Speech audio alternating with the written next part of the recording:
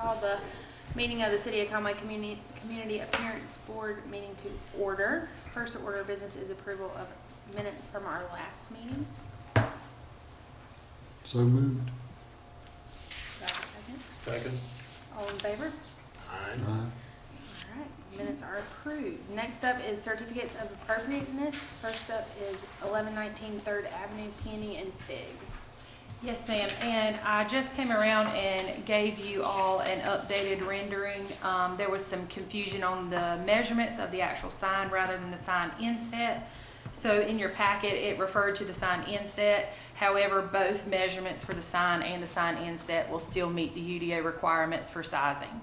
But the applicant is proposing to install a pin-mounted PVC wall sign, and the wall is to be affixed, or the sign the wall is to be affixed to. Totals about 720 square feet, and the max coverage allows for 108 square feet. And like I said, the inset is the white portion of the facade, and the sign itself is actually 17 feet in width and 1 foot 10 inches in height. So it would be slightly smaller than what the measurements are saying, but the view of it on this rendering is still correct. And they are also proposing to paint the building an HGTV Sherwin-Williams color of plum brown, and the applicant is present if you have any questions for the applicant. Is the sign going to be like in the picture or like you have here? Like the one you had there. Okay, Yeah. so it's going to be white, it's going to be the longer. It's more proportionate. Okay, Yeah. perfect. And the white part is brick. It's not, so we're not covering up the natural brick of the building. We're just, we're pin mounting to the brick. It is the natural color of the brick on the building. Well, it's not the natural color of the brick, but it's the brick, the current color of the, thank you. That picture shows what it currently looks like, so it's kind of a creamy color with a lighter white cream color in the inset. But this would be after painting. And it meets the UDO.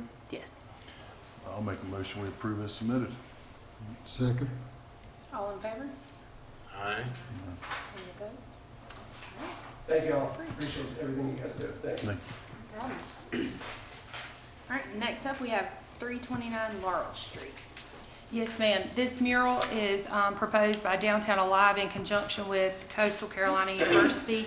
The applicant is proposing to install a wall mural along the blank wall that faces the intersection of Laurel Street and 4th Avenue, most commonly known as the big white wall behind Stella's Ice Cream. And the wall would be done as part of Coastal's curriculum. Am I correct in saying that? And the artist could not be available here in person, but is available by phone if the board needs to speak to them. We have that ability to do so. But the applicant is present. And there is a letter of support from one of the contributing parties to the ownership of the wall, which is a fun story in itself. Ms. Dennis, and I think we also have for the lights. Yes, I'm sorry. As well. And gooseneck lighting across the top. So for the gooseneck lights, we're looking for an open-ended between 6 and 10, because we really want to go ahead and draw out the mural and see how the reflective areas sort of fall on the wall before we pick the placement of the lights. But that is the lighting that we're looking at. But 6 to 10 is the number. We sort of wanted to wait until the mural was up to finalize that number. Yeah. That'll light the parking area right in front of the wall. That will light the area. And that wall is 18 feet tall and 103 feet long, so that's sort of part of the. That's a lot of paint. Yeah, it's a lot of paint. A lot of paint to wait and see. I like the colors. I like how vibrant it is. It's a neat addition. Does the wall belong to, what is it, Brantley, or does it belong to? Fun story.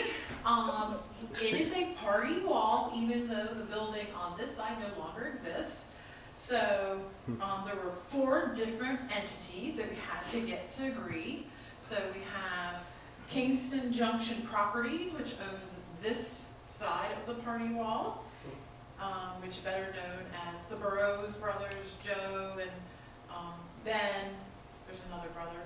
Anyway, that side. Other side is owned by 329 Palmero Incorporated, which is better known as Brentley and Teresa Green. And then you have the vendor, which is Stella's Ice Cream, renting the property, and their partnership owner as well with their construction partnership owner. So all 4 entities have agreed on this. Here we are.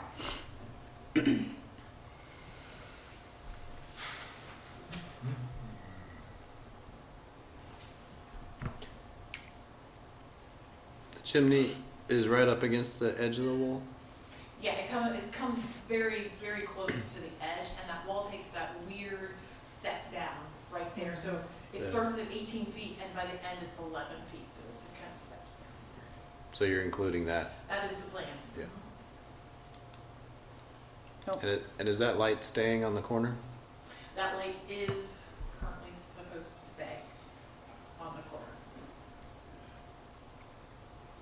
Can I ask why you chose to light it? Just because we don't have any lights on any of the others, except, I guess at the corner, right? We have lights on the staff mural on Scarborough Alley. We also have lights on the steamboat in the parking lot. There aren't lights on the train one, but we have the string Yeah. lights going It gets lit. across. So a majority of them tend to have some sort of lighting. Are they the same lights that you're proposing for these? No, They're the, different. like the ones, for example, in Scarborough Alley are very modern, sleek, LED, sort of very clean lines that go straight out and bend. They're not more of that, like, sort of Gooseneck. traditional gooseneck. Again, the ones that in Kingston Park are the strung bulbs, the festoon. And the ones on the steamboat, I'm not sure about the steamboat, but I know the staff mural did use gooseneck lighting.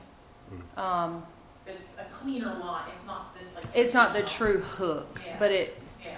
is close. But these type of gooseneck lighting would be more in line with what Stella's used for their signage on their gas canopy awning sign, and as well across the street at, I want to say that, Blackwater Market yeah, on their Blackwater signage. Market. Theirs have a larger base where the bulb is. Mhm. So these are more kind of in line with what's going on around the same corner that they would be on.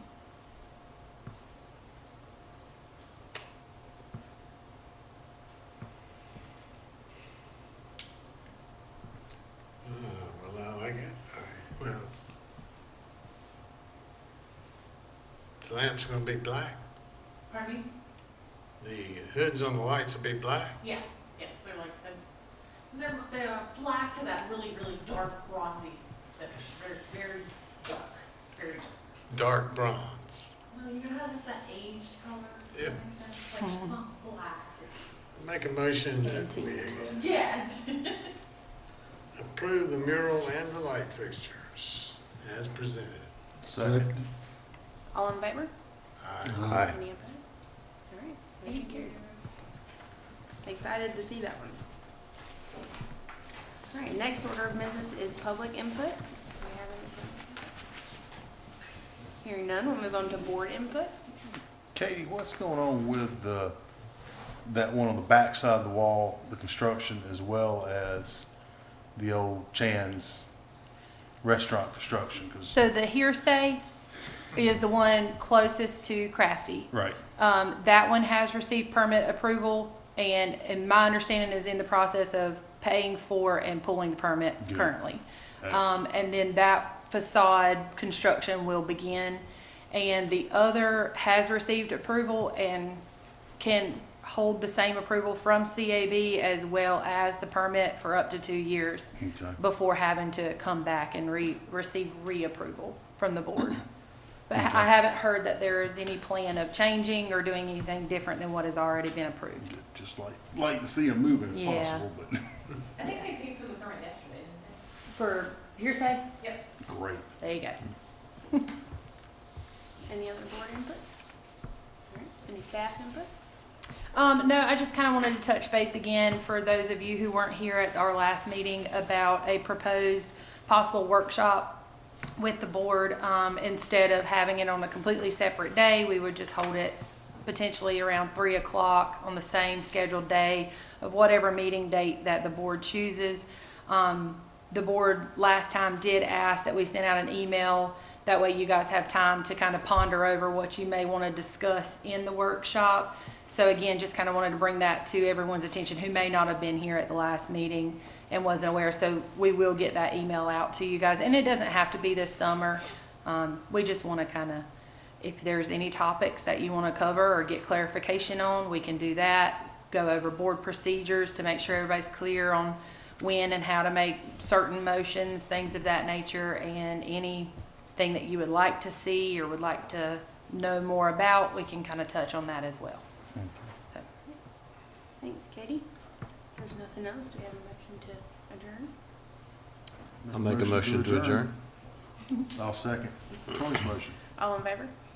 Aye. All right. All right. Thank you. thank you. Have a good one. I forgot to bang it. Forgot to bang it. Jerry will bang it for you. Just tell him. Just bang it twice. Adjourn, open. All right, we call to order this meeting of the City of Conway Tree Board. And the first item on the agenda is approval of minutes from the last meeting. Anyone have any questions, comments, corrections, or motions? I make a motion, we approve the minutes. Second. Have a second, a motion and a second, all in agreement, say aye. Aye. Are there any opposed, say nay. Motion carries. And we have a few appeals. First one is for, wait a minute, yeah, that's it. 1501 9th Avenue, the Fall Doctor's Office. Can you introduce that one for us, please, Katie? Yes, sir. On July 9th, staff received a request to remove a tree from the property located at 1501 9th Avenue. Upon inspection, staff did determine that the tree is a 29-inch magnolia tree, which is of protected stature. It was in good health and did not appear to show any signs of decline at the time of inspection. Staff did observe some damage to a nearby gutter system on the home adjacent to the tree, but did not see any structural damage directly caused by the tree in question, and there was no apparent damage outside of the edge to the deck directly below the tree canopy as well. So in accordance with the UDO, staff did ultimately deny the removal of the tree, and upon denial, the applicant chose to appeal staff's decision, and on June 13th, an application to appeal was submitted. Staff spoke with the owner and informed the owner of the criteria staff must use to allow the removal of a tree, of a protected tree, and the plan to develop on the site in the future was discussed, but was not a significant enough reason to grant removal of the tree at this time due to no plans being officially submitted for TRC review, and being considered under that umbrella of allowability for a requirement. And the applicant has also requested reduction in the mitigation requirements. But if the board chose to grant the removal of this 29-inch magnolia tree, ultimately the applicant would be responsible for replanting 8 mitigation trees on this site or any other site that the applicant owns within the city. And item 2 or item B on your agenda is also pertaining to this address. And staff did want to make the board aware that in July of 2024, this same location requested the removal of a 36-inch live oak. Ultimately, they were granted approval to remove that live oak due to some construction issues that had happened that caused a detriment to the tree. And the mitigation requirement at that time was for 9 canopy trees to be planted in accordance with the UDO. However, those trees have not been planted prior to the expire of the permit for that tree to be removed, which means now there is a penalty assessed for those plantings not being planted within the 12-month window. And the penalty comes out to a total of 36 trees for the 36-inch live oak that was removed. Now with the request to remove the magnolia tree, it would be an additional 8 trees on top of the 36-inch. But again, the applicant has requested a reduction, and it is up to the board however they choose to move forward. And this is the applicant. Can you state your name, please? Yes, my name is Linda Koretic. And- I work at Baltimore Mental Health Night Avenue. I'm here representing Dr. Paul today. And I have a statement I'd like to read from him for you to hear. We've been at 1501 Ninth Avenue for nearly 20 years. Through the back entrance of our office, we have seen this magnolia as a big, full tree with a very full green canopy covered with white flowers. Year after year, we have seen this tree big and full, and as magnolias do, dump a lot of leaves and debris and discarded flowers all over the backyard of the duplex next door. Over the past few recent years, we've noticed the canopy of this tree is becoming less and less full, and many branches on the ground instead of flowers and leaves. One of the branches fell off as a result of a recent storm and hit the back of the duplex and damaged the gutter system as well as the adjacent back deck. The magnolia is only inches away from that deck. We've noticed this tree no longer appears healthy and has lost many branches recently this year. We are concerned that as this tree continues to decline, it could fall, causing damage in any direction it may fall. It could cause severe damage if it fell into the duplex house, and it can easily reach our office building and not only damage the structure, but also injure patients and staff inside. There are electrical lines and cables strewn on 3 sides of the tree, which feed each building. We would like to remove this tree before it causes more property and possible personal damage. It is not a full majestic tree as it was in the past, but a declining tree as we have witnessed over the past few years, and is now a liability. We had also, Dr. Falk had also had called in an arborist, and I had copies of that if you want those as well, and showing the pictures of the tree, and if you want me to read the statement from him, I can read that as well. Please. It says, this is Andrew Bolger. I was tasked with assessing the health and stability of a tree located on the right side of the clinic. The tree in question is a southern magnolia, Latin name Magnolia grandiflora. On the date of my observation, the tree canopy was mostly full. A closer inspection revealed 2 large code-dominant stems bifurcating from the main trunk. An aerial inspection of the union revealed it to be severely included with bark. A mallet test was used to detect hollow cavities as performed at the base of the tree. A large hollow cavity was detected within high certainty. In order to better understand the extent of the decay, a Pyxis sonic tomography machine was recommended.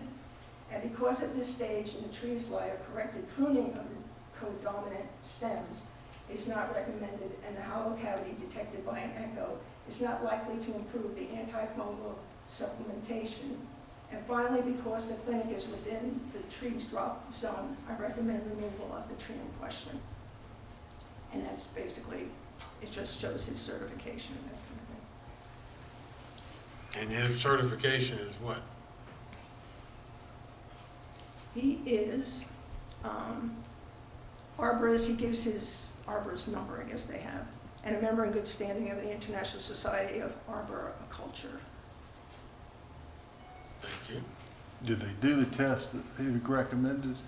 Excuse me? You said he recommended a test, did they do that test?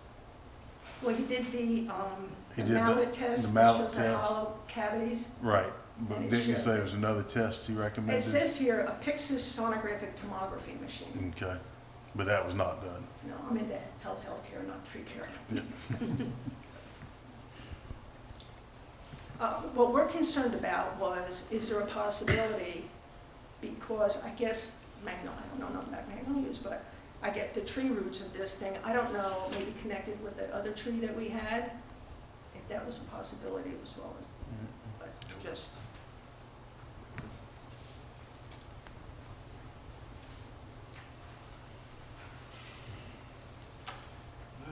And I have a better picture on this if you'd like to see it, Hey, what? a better picture than that one. Well, I would be interested to know if you have a picture over 5 years old of the tree. An older picture of the tree. You know, Oh, 5 Dr. years ago? Falk is claiming deterioration. Mhm. You can't tell that from any photo, current photo. Well, outside the branches and limbs and trees, and the back porch is full of stuff, and, I mean, The picture on the left was a Google Street View image. I did not verify what year that image was taken, so I'm not sure, but it would have been prior to the actual inspection picture that's on the on the right, sorry. So there is a previous to the inspection date picture there on the left, but of what date that is, I'm not exactly sure.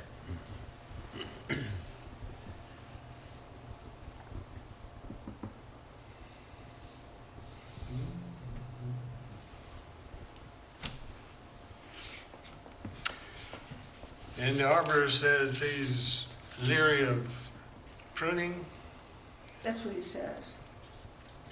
because he suspects a cavity. And he said, likely to improve, the hollow cavity detected by an echo is not likely to improve the antifungal supplementation. And finally, because the clinic's within the tree drop, he recommends removal.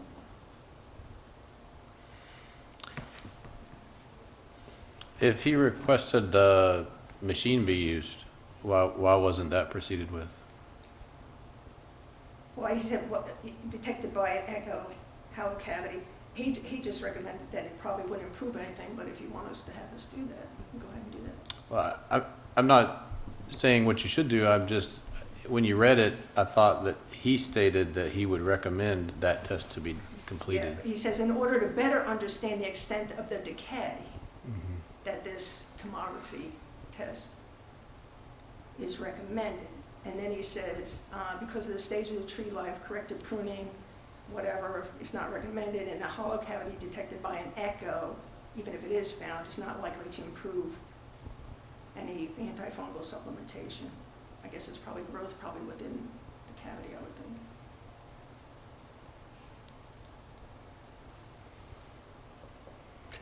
Any opinions on the board?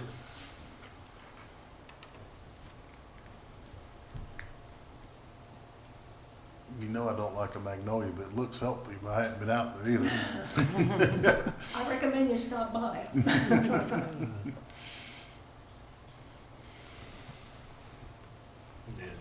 I feel more comfortable having that test that could actually prove it was a hollow cavity and not damaged. But Jerry, you are the tree expert on this board.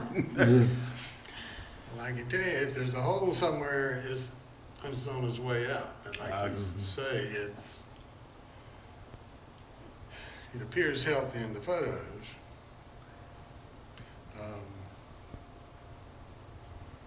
And to be honest, it is a little scraggly compared to the magnolia that's taking over my backyard. And the side that's kind of up against that duplex is like nothing, I think, because everything's fallen off, because that's right where that train runs across that back porch there. You see how it's kind of bare in the backside there?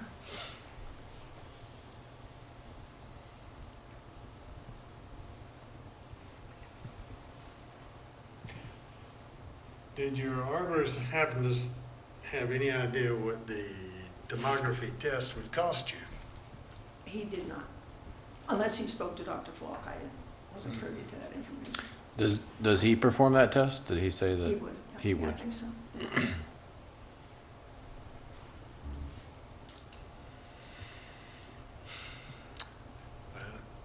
What I'm kind of gathering from the board is we'd like to see a little further evidence Okay. prior to making a decision. Mhm. you be willing to contact your arborist again about the performance of that Oh, test? sure.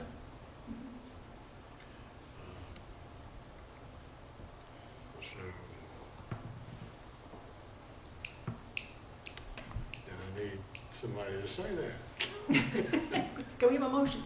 Can we table it until we have further, I'll make a motion, we table this until we have further evidence of tree decline from the arborist, such as proven through the test he is suggesting in his letter. Second. Motion and a second. Any questions on that motion? All in favor say aye. Aye. Opposed say nay.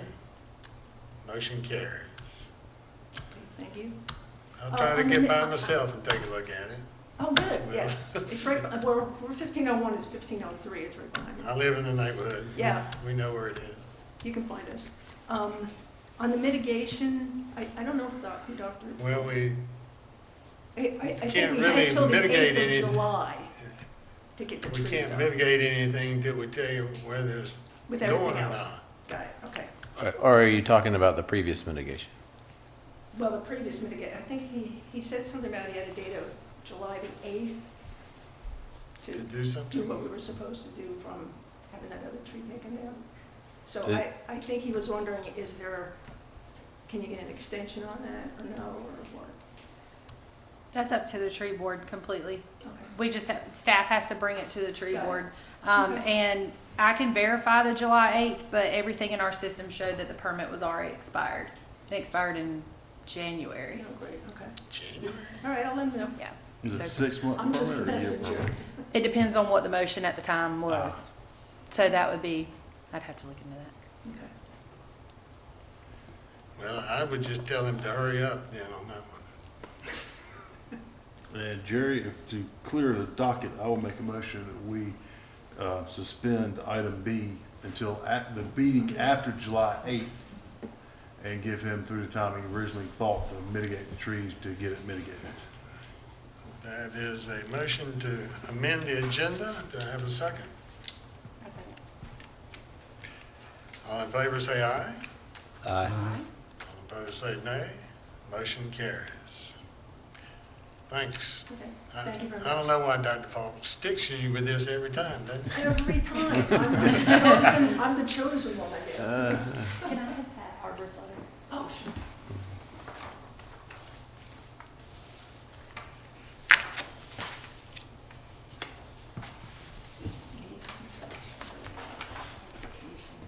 Thank you. Okay, thank you.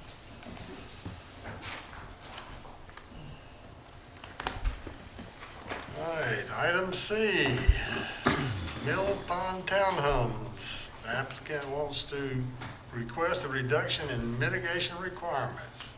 Katie, what can you tell us about this one? Okay. The applicant is requesting reduction in mitigation requirements for the project located at the intersection of Mill Pond and Oak, pin number listed. And the applicant is requesting the board grant approval to use the retention of trees on an upland area of the parcel as credit towards their mitigation requirements, as well as a reduction in the caliper requirement of the mitigation trees from 4-inch caliper to a 2.5-inch caliper. Mitigation is based on the number of inches being removed, which in this case is 2,264, divided by the minimum number of inches required for each replacement tree. Typically, it is 4 inches to equal the number of trees to be replaced, which would be 566. However, the applicant is requesting the first that the caliper size of the mitigation trees be reduced to 2.5 inches in caliper, which means the 2,264 inch DBH divided by 2.5 equals the number of trees to be replaced, which is 906. Staff is amenable to the reduction in the caliper size of the trees, as our concern is the number of inches being replaced rather than the number of trees. Secondly, the applicant would like to receive credit for existing trees located on a portion of the property that is not being developed. Staff would like to point out that this area is not being developed because of the choice to save trees, but rather due to the need for this area to not only count towards their open space requirements, but for as well as the highly improbable ability to adequately develop the area. The upland area the trees are proposed to be retained on are mostly and almost completely surrounded by flood zones, wetlands, or have a floodway as a barrier between the main portion of the development and the upland area of the trees being discussed. This presents the issue of development such as crossing the wetlands and a floodway with a road constructed or a bridge to city standards, along with, although not impossible, would be extremely expensive as well as restrictive and dependent upon approvals from the Army Corps as well as FEMA and the city of Conway. The city, although I would not be the one reviewing these plans, this staff does feel that it would be hard for the city to offer approval for the FEMA permit to continue. This area also creates an issue for development due to its size and the shaping of the flood zones around the area. In recent years, City Council has made it abundantly clear that they do not support development within flood zones, which could be an added challenge to development in this area. The applicant has requested that 2,200 trees within this area be used as credit toward mitigation requirements. The tree preservation ordinance does not allow for retention to count as mitigation, but does give the board the ability to assess mitigation how they see fit. However, staff would not support the ability of 254 of the proposed trees that are of protected size and species to count toward mitigation as these trees. If removed, those trees themselves would trigger their own mitigation requirements. The remaining 1,966 trees are of protected species, however not protected size. This is what staff would be open to the board's decision on. Staff is hesitant to support any ability to allow retention as mitigation, but the board does have the ability to consider the request, with the exception of the 254 protected or landmark trees identified within that area. If the board chooses to grant approval to allow the 1,966 existing trees totaling 10,077 inches in DBH, then mitigation plantings would not be required.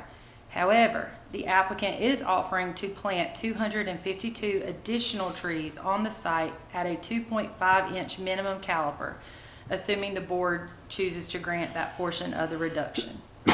Staff does not recommend granting a 10,077-inch DBH credit, as staff is concerned with the desire to apply that credit to other projects. If the board chooses to grant a credit of any kind for retention of trees, staff would recommend it be capped at the remaining DBH needed to meet mitigation requirements for this project, or consider a reduction in DBH with additional plantings rather than granting retention as mitigation opportunities that staff is also worried could become a request for many future development sites. Now, the applicant is present, and I can and he can answer any questions you may have. One of the things that I think there was some unclearness in the application. We are not seeking to obtain credit to be able to use and apply to other developments. So we're fine with that portion and staff concern. We just want to waive the requirement. We basically would have to cut trees down to plant mitigation trees. So we'd have to cut down trees that were 4 and 6 and 8 inches in size, or 4 and 6 inches in size, in order to plant 4-inch new trees physically on the site. So we did go above and beyond the minimum requirements in terms of what landscaping is required on the site by adding those 252 additional trees. We basically added trees everywhere on site. If you look at, I don't know if you've got it. I do. And they also have a printout. Yeah. The red is the removed and the green. Green is what we're adding. We're literally adding trees in every location that we can add. On the back side, you kind of see an open area, and I don't know which is the best to point at, but since everybody's looking this direction, this area behind these green trees, there's actually a bunch of trees there that are 4 inches, 2 inches, 6 inches that we didn't pick up. That green line is the land disturbance line, the limits of disturbance. So we're actually not disturbing any of that area either. So I would have to cut those trees down if I wanted to add trees in that area, because there are already trees there. there's physically not a lot of room left on the site to add any additional trees. We're not seeking credit. We basically just want to apply the 10,000 inches of trees outside of the protected and specimen type trees and allow the trees that were the 2.5-inch trees that we're planting to count as mitigation, and the other mitigation being made up by the fact that we're saving all the existing trees on site. What I hate to do is cut trees down to plant new trees that are not going to be as healthy, they're not going to live as long, they take irrigation, they take maintenance. Trees that are naturally occurring, that are already 4 inches that I could go remove now without any mitigation, I could go cut them down and then go spend money to plant new trees that aren't going to survive and aren't native to the area. Whereas we're saving the native trees that are already growing, voluntary. We did look and try to save as many trees as we could on site. If your question is why we didn't save some of the trees, this area here where these ponds are, we didn't save even the ones that are in the upland area. Currently that is a valley,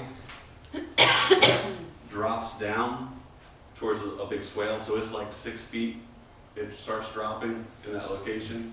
So that's why all those hardwoods are there, and they weren't planted pines back in the day in that location, and that's why there's so many big ones.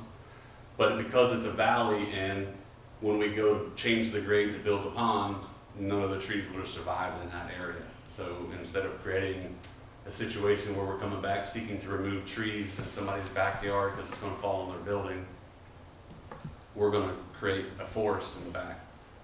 In that upland wooded area, also it does have access to it. We're building an actual pathway from there. It's going to be a GABC pathway. It's going to have lights. It's got a wooden boardwalk crossing in that location. It's going to get to the backside.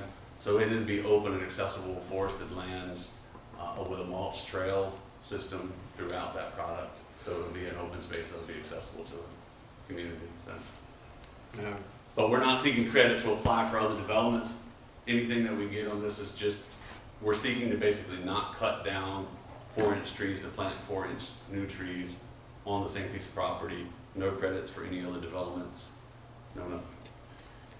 Just to be clear, staff did not assume that that is exactly what they were doing. Staff just wanted to make the board aware that that is a concern of Correct. staff, that it could become a request in the future if that large of a credit were granted. Yeah, and we want to be clear, we're not asking for that credit to be granted so we can apply it to other developments. Every development needs to stand on its own, and I'm not here asking for that. You gotta love stormwater requirements because you got to grade the lots to allow for stormwater, which kills the trees, which necessitates more stormwater, and We saved all the trees that, literally, that we could, because in order to create that, we actually pulled it back, and we have looked at and evaluated developing the backside. In order to meet the open space requirements, we would be limited to about 42 units on the backside. We would have to build a very expensive bridge, and that's what it would take to get high enough to meet the FEMA requirements to allow the flow through there. well, you have a large natural piece of your property. Is it not accessible by the public at all? We're more than happy to turn it to accessible to the public. This isn't something that, we're more than happy to make it accessible to the residents of Elmhurst that's surrounded on the other 3 sides. I mean, that's turn it over to, right now it's basically, we're trying to make it a public park that's walkable. The roads internal to this project are private, however, but there's no issues with that becoming a public facility back there in terms of us giving access to other residents. Is there something in the deed that you're transferring to the townhome owners that?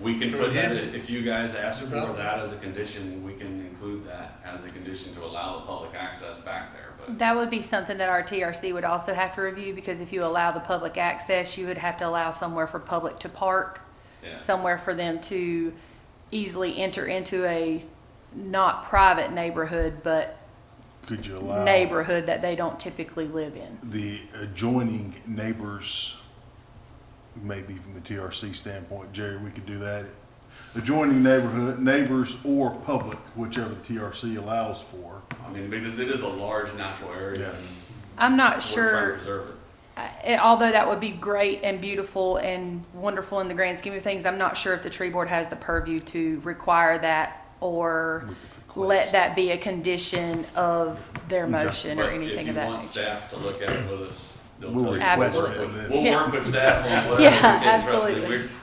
we work with staff on every project that we Yeah. bring forward. I mean, if we have another project, the only other time I've been here is when we saved 52 acres into conservation and Yep. left it there. And that's the only times I want to be here before the tree board is when I can save that much land. The So other the, question, so the options are to allow, as I'm hearing correctly, and I think I'm understanding, the option would be to require the mitigation, which would mean you go in there, you cut down, you put on that site, you cut down non-protected trees, plant new trees, cost you a bunch of money, get trees that are not. I literally would be cutting 4 and 6 inch Exactly. trees. You're to cutting plant 4 and new 6 inch, 4-inch put new trees. 4 or 6 inch trees, or to allow the naturally occurring 4 and 6 inch trees that are healthier root systems that are a little bigger than the burlap sack. The other ones would come in or to be there, so it's a better tree for the city.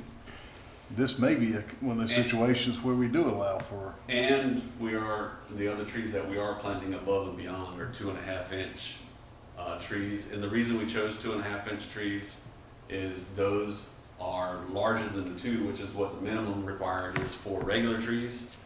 But 2.5 inch trees are the largest readily available nursery stock for planting in terms of when you talk to the tree people. We called 4 different nurseries to assess the availability of the 4-inch trees. And I think one of them had them in stock, but they were sickly and they wouldn't warranty them. So it's one of those situations where, like I said, I could cut down the good trees and plant nursery stock. The other 2 said they had to order them from out of town and that it would probably be 6 to 9 months to get them in. So it's not that I don't want to, they're not there and I don't want to cut healthy trees and plant nursery stock if I don't have to, so. question on planting the trees you want to. They seem to be kind of surrounding the property. You don't want to put any more in between the buildings? Or is that a problem? But we didn't want to put any more of the large trees in between the buildings. I mean, we don't have an issue with putting the smaller trees. I just didn't want to create an issue where we get a giant tree next to a townhouse. These townhomes are 20 feet I'm not apart, talking, so. I'm not talking about the little 10-foot space between the, Yeah, we Yes. added, but in that, say in that triangle, Yeah, so in this area here, we added trees in here, and we spaced them out based on the type of tree and the amount of area they would take out. But I'm more than happy to add more trees in there if you think that is like I said, we tried to base it on what the eventual crowns would be, so they didn't crowd each other out. So, and we used a landscape architect to do that design. It wasn't just me, because trust me, And just so that everyone's aware, because I know that was a lot of verbiage to present, but the amount of plantings they are proposing is 252 trees. What they are originally required to plant would be 906 trees, which means they have a deficit of 654 trees or 1,634 inches. So what you were saying is along the lines of correct, and you are more than able to do however you see fit, but you also have the option to reduce the mitigation down to just a number of plantings, a certain number of inches to be replaced, however they see fit, and not have to do anything with the credit, or credit for retention for mitigation, or you can do a combination of the two. If you wanted to do his 252 that he's planting, and then the remaining credits outside of that to meet the 906 trees, it would be a credit of 1,634 inches being used from the upland area to meet just the mitigation requirements that are required for the site. Instead of granting all 10,000, that he really doesn't need all 10,000. right. So we grant Just what you. plus or minus 15%. Whatever he's planning to plant, plus whatever the deficit remaining to meet the currently we're planting minimum. 252. Right. And I'm assuming there was no request for like a fee in lieu or anything like that. Their attempt to avoid having to Do that. reduce mitigation altogether, other than sizing and a credit there, and reduction in not wanting to do a fee in lieu. Because that many trees, it's probably cheaper to cut down old and Yes. cut down existing and plant new. We would be cheaper. planting on site if we had to do that because of the price difference. Yes. Exactly. So if they were to request a fee in lieu for all of the plantings at 4 inches, it would be about 481,000. And at 2.5 inches, you're looking at about $362,000. It's $100 and some $1,000 cheaper for me to plant on. Yep. Right. So we And that really means I get would it. have to cut existing trees down to plant. Yeah. So that's what I'm trying to avoid, is I'm really trying to avoid cutting existing trees down to plant the same size tree or a slightly smaller than what's already growing. I can tell you, I do like you leaving a large natural area. I've never heard of a developer doing that before. Well, literally, about a half a mile away, we saved about 51 acres around Kingston Bay that we put into a conservation easement when we did that. And that one That could- will never, ever be touched, and we dedicated the conservation easement to a third-party conservation organization and made it accessible to the public. Would you be willing to dedicate this as conservation easement? Sure. That is definitely something that we've actually already discussed with the owner. Is it large enough to consider for conservation? For that small one, it's in the floodplain, so it might meet their requirements. We're not looking for any tax value, we're Okay. looking at trying to give it a third party to control to make sure that the HOA doesn't say, hey, 20 years from now, we need a new pool, let's go cut the trees down, you know? Yeah. Well, that's So- why I was asking if it was in the deeds or somewhere. We so can maybe- definitely put a conservation easement on it that says those trees cannot be removed as part of the covenant's restrictions. That, I know we can do, 100%. Okay. And we'll be more than happy to do that, I because, don't think I can make you do that, but No. it's a great idea. well, I mean, technically, if you guys approve this plan as mitigation, if I go to remove any of those trees, that would require additional mitigation. It would under the be ordinance.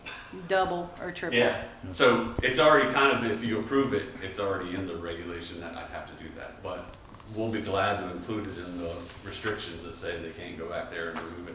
Like I said, the plan right now is, as submitted to the city and in the review, includes a boardwalk across the flood zone area, a lit pathway that goes back there, and a mulched pathway And through the the board, woods. the boardwalk is being created for them to be able to use this area to count towards their passive open space. That is a Correct. requirement for the entire development.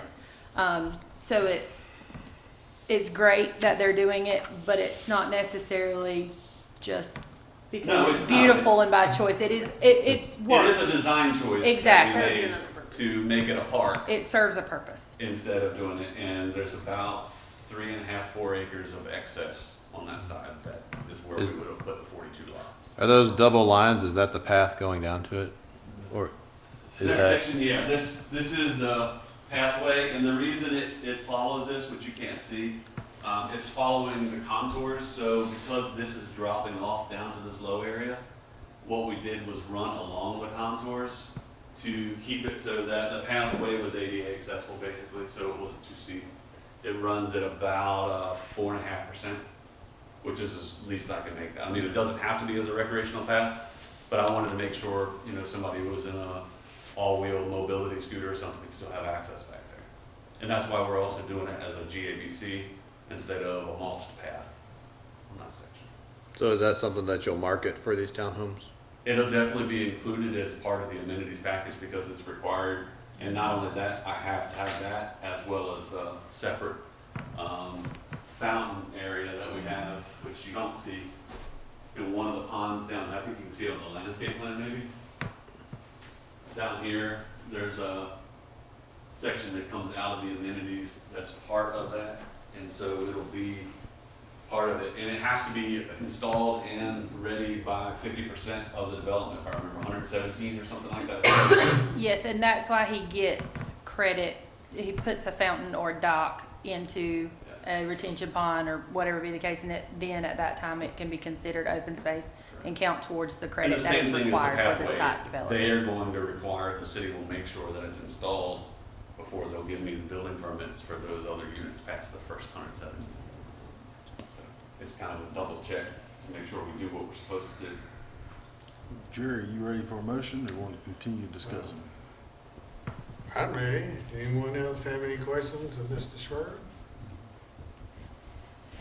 I will make a motion that we accept the 254 trees they're planting, Katie? Two. 252 trees they're planting towards the mitigation requirements, and then the cumulative number of DBH of existing trees that are outside the protected or landmark status, all of those combined will provide the other inches needed, but no more than the other inches No needed. more than, thank you.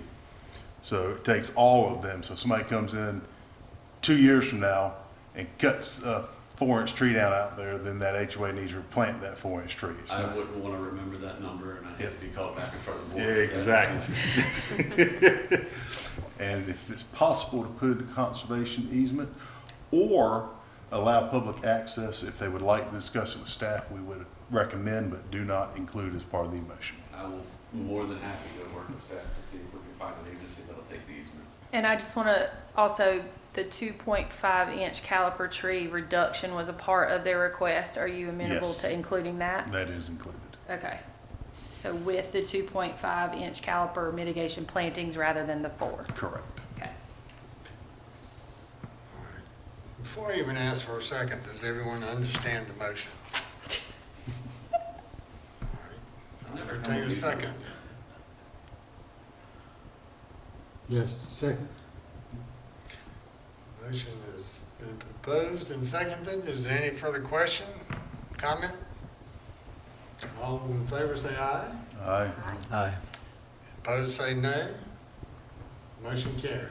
Thank you very much, and hopefully I'll be bringing more giant open spaces, not necessarily to the tree board, but well, I tend to work in that design field, so.